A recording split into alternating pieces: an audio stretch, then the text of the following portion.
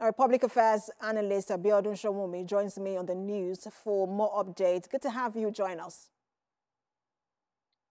Good evening.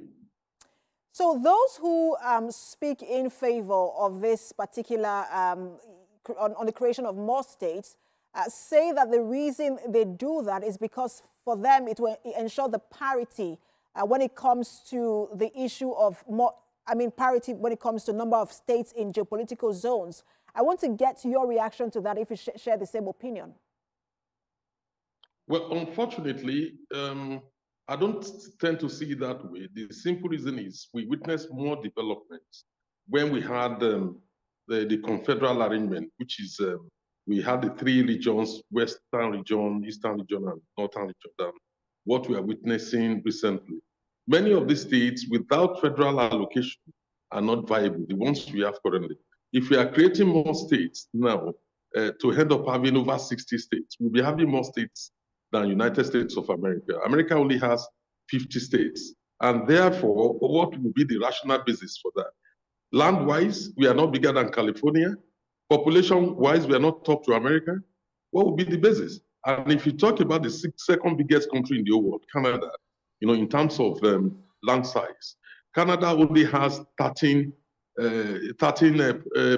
states, equivalent of states, which is made up of 10 provinces and 3 territories. So what would be the justification?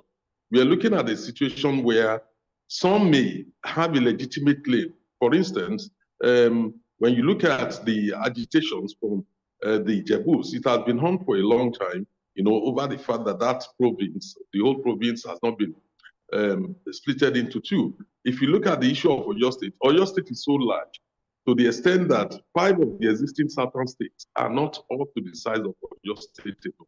So what would be the justification in splitting ourselves into, smaller units when in reality they will not be viable? They will end up only, not depending on federal allocation alone, but accumulating debts, for those states through the financial institutions.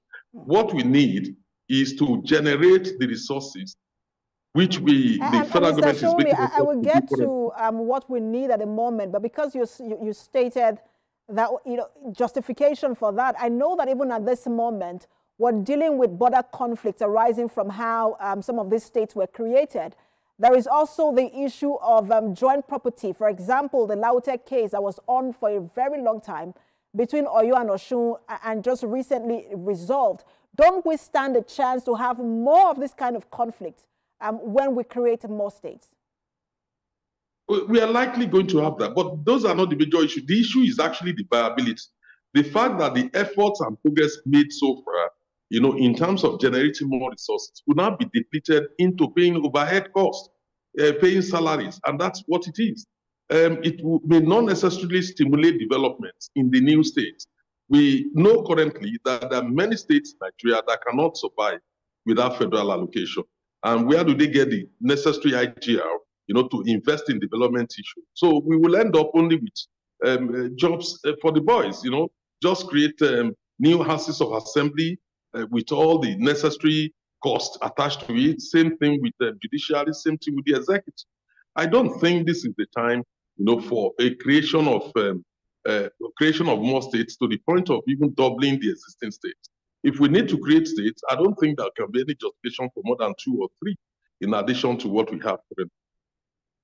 Well, we'll see how some of the places you've mentioned, especially the Southeast, will also react to all of this. Thank you so much for your time. Public affairs analyst Abiodun Showunmi. Thank you for having me.